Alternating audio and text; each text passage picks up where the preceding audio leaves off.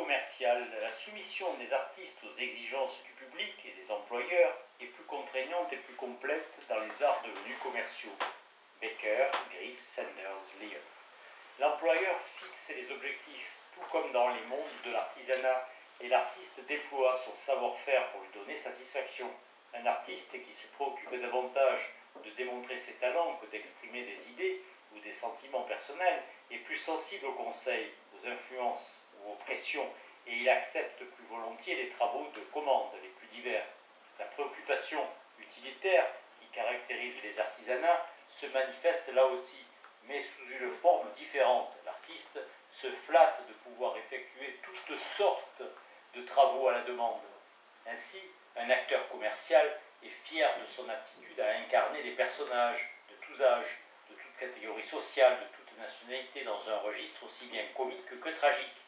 Un musicien commercial tire gloire de sa capacité d'interpréter aussi bien des airs folkloriques que des morceaux de jazz, des symphonies classiques ou des compositions d'avant-garde, voire des musiques qui exigent l'emploi d'instruments rares.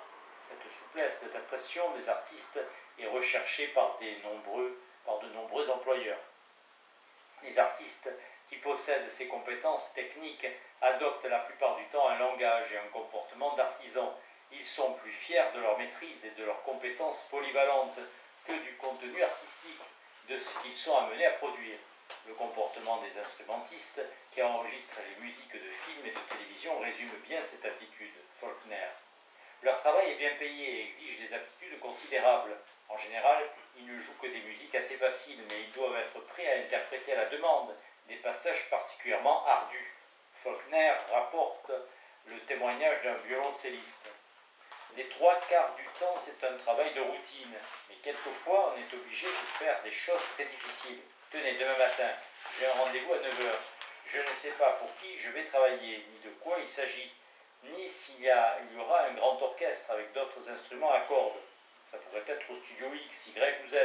9 h, on peut très bien nous donner une adaptation d'un concerto pour violoncelle que Léonard Rosé ou Pablo Casal ferait répéter pendant 2 mois avant de le donner en concert. Mais nous, on doit expédier ça en 2 temps, 3 mouvements. 2 essais et on enregistre. C'est pour ça qu'on me paie plus cher et que je me suis fait connaître comme soliste dans la profession. C'est pour ça aussi que j'ai tout le temps des engagements. Vaut mieux pas refuser. Alors ces sortes de prestations, ça représente, mettons, 2% de l'activité. C'est rare. Ça fait 2 semaines où on doit utiliser chaque parcelle de son talent et tout ce que l'expérience vous a enseigné. Faulkner. Ces hommes doivent non seulement jouer des musiques difficiles, mais encore travailler dans des conditions les plus éprouvantes, sans aucune préparation, en se conformant au rythme imposé par ce qui est déjà enregistré sur la bande de son, et sans répéter plus de 2 fois avant l'enregistrement définitif, tout cela en raison des contraintes économiques. Ces musiciens possèdent de grandes compétences techniques, ils le savent et s'en glorifient. Faulkner cite un vieux routier de la profession.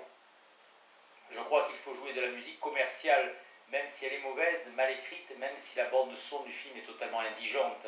Il me semble que pour mon amour-propre, elle mérite que je lui donne le meilleur de moi-même. Je ne fais jamais de concessions là-dessus. Quelques musiciens se vantent de leur polyvalence. Souvent, les musiciens qui jouent des instruments à hanches ne savent pas s'adapter, ils ne sont pas souples. Certains n'arrivent même pas à trouver la bonne sonorité en studio, ou ils refusent de jouer différemment. Tel compositeur veut un son léger à la française sur le hautbois, tandis que tel autre préfère un son plus vigoureux à l'allemande. Il faut s'adapter pour jouer tout ça. Je me demande si les symphonistes et les autres en savent autant, s'ils ont l'expérience qu'ont à la force d'apprendre tous ces styles, de faire tous les boulots. Il faut que je sois drôle, que je fasse le pitre, que je sois sérieux, que je joue du jazz. Il y a toutes les sortes de musique, toutes les sortes de difficultés. On doit improviser, quelquefois même, le compositeur nous dit de faire ce qu'on veut. On joue très fort pendant 2 heures, comme on l'a fait la semaine dernière, jusqu'à en avoir les lèvres bleues. Et après, ça leur fait changer complètement, interpréter une musique douce dans le grand style, ou jouer un peu de jazz, ou mettre de la finesse dans une sonnerie de clairon. Ceux qui peuvent faire ça ne courent pas les rues. Ce mode de travail commercial existe dans les arts plastiques comme dans la musique ou le théâtre. Les arts commerciaux font intervenir à peu près les mêmes techniques et les mêmes matériaux que les arts nobles, mais il les utilise à des fins que personne ne considère comme artistiques, des fins qui trouvent leur sens et leur justification dans un monde organisé autour d'activités étrangères à l'art. Quand les artistes plasticiens font des dessins pour une plaquette publicitaire, pour un guide pratique, leurs objectifs sont dictés par le commerce ou l'industrie, comme ceux des musiciens qui enregistrent les indicatifs des émissions télévisées. Les musiciens se plient à des traditions culturelles particulières et satisfont l'ambition sociale d'une famille quand ils jouent pour un mariage. Les producteurs, comme les consommateurs, jugent le produit selon des critères d'utilité déterminés par quelque autre monde que celui de l'art et par rapport à d'autres formes d'action collective. Des écoles d'art, Pevsner, fournissent le bagage technique nécessaire pour répondre à cette demande. Bien entendu, un monde de l'art ne prend pas tout entier une telle orientation. En général, un segment s'en détache peu à peu, dont les membres se consacrent avant tout à des travaux d'artisanat commercial sans renoncer tout à fait à la création purement artistique. Les musiciens qui ont répondu aux questions de Faulkner fournissaient ainsi les effectifs des orchestres d'avant-garde et des groupes de jazz à Los Angeles, quand ils n'enregistraient pas pour le cinéma ou la télévision. La rébellion, plus un art devient conventionnel et plus ses normes sont rigides. La plupart des artistes s'y soumettent et se contentent des possibilités d'expression qu'offrent les formes convenues. Ce sont des professionnels intégrés, comparables aux chercheurs qui travaillent à une science normale dans les périodes non révolutionnaires, Kuhn. Mais d'autres trouvent ce cadre normatif contraignant et étouffant. Ils estiment qu'ils passent beaucoup trop de temps à apprendre les techniques conventionnelles afin de démontrer leurs compétences et qu'ils ne trouvent plus un moment pour produire l'art qui les intéresse. Parfois, ils ont aussi le sentiment qu'ils ne parviendront jamais à battre sur leur terrain les artistes chevronnés que tout le monde admire. En outre, ils s'aperçoivent que chaque fois qu'ils innovent, on leur reproche de ne pas bien maîtriser leur métier. Quand un artiste ne prouve pas qu'il sait faire les choses correctement, il passe pour un incapable ou un dilettante aux yeux des critiques du public et des autres artistes, même s'il s'écarte intentionnellement des normes en vigueur. On retrouve cette même dictature des modèles de travail dans tous les domaines. Les photographes qui utilisent des procédés démodés pour créer des effets de flou se voient reprocher une incapacité d'obtenir une image nette. De nombreux musiciens de jazz et de danse ont cru que les Beatles n'étaient pas capables de composer et d'interpréter des chansons conformes au schéma habituel de la musique populaire, avec ses phrases de 8 mesures.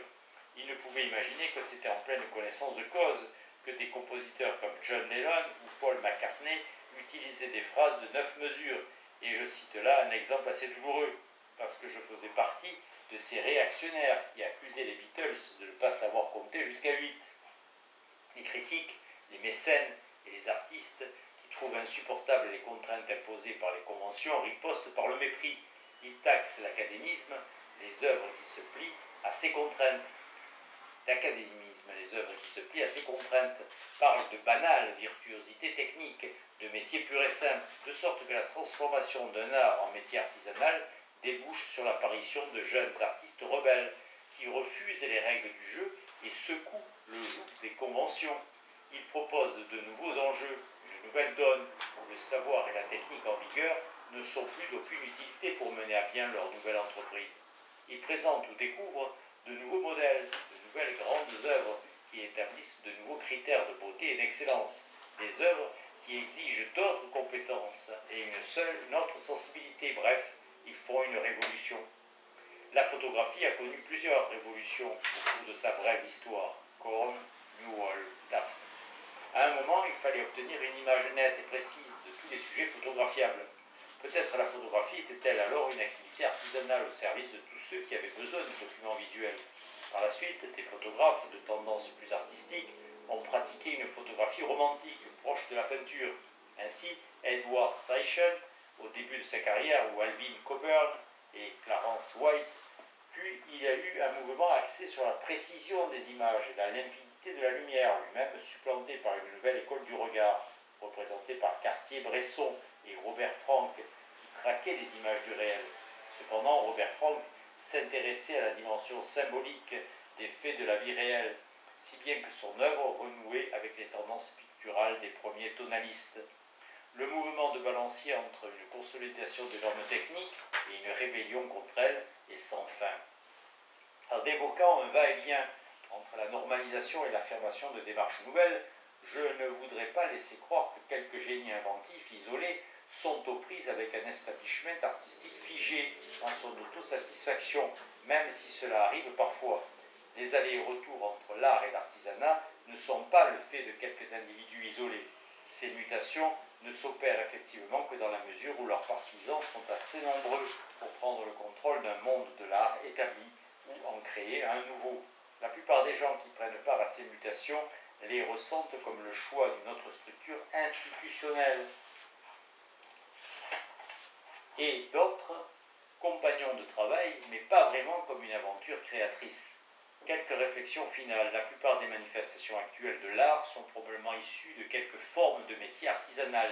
Baxandall, Harris, Martindale.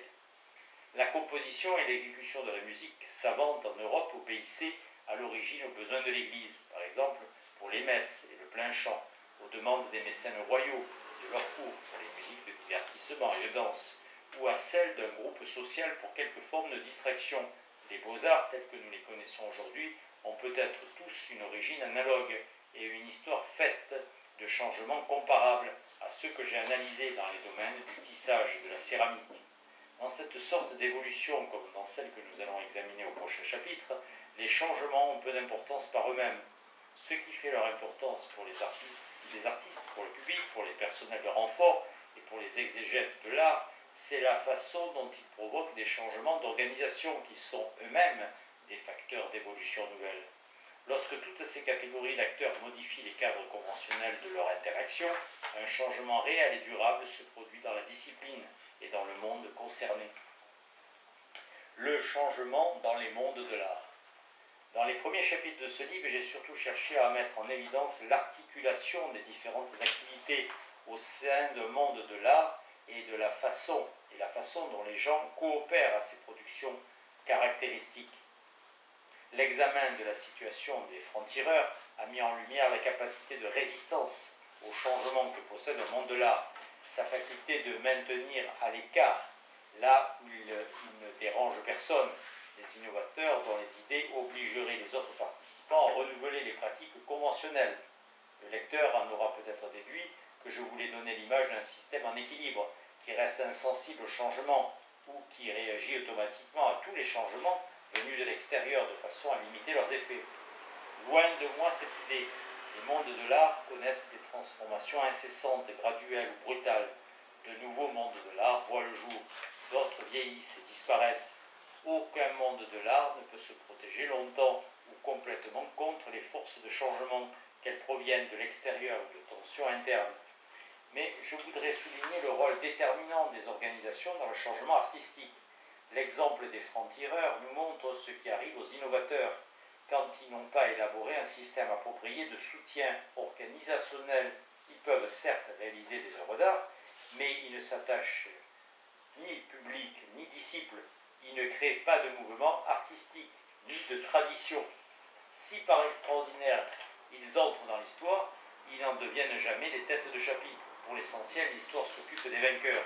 Et l'histoire de l'art enregistre les innovations qui remportent des victoires institutionnelles, celles qui réussissent à s'entourer de tout l'appareil d'un monde de l'art, qui entraîne suffisamment de partisans à coopérer régulièrement et promouvoir ainsi les idées nouvelles. Les changements qui ne parviennent pas à conquérir un réseau de coopération existant ou à en créer un autre restent sans lendemain. C'est dans cette optique que nous envisagerons ici le changement artistique en essayant de voir comment les mondes de l'art se transforment, naissent et meurent. Nous nous intéresserons plus particulièrement à la façon dont les changements perdurent, en trouvant une assise organisationnelle. La durée, notons-le, est précisément ce qui distingue le grand art. Dans le dernier chapitre, nous verrons en quoi la réputation, en l'occurrence la grandeur de l'œuvre et de l'artiste, est liée à l'organisation.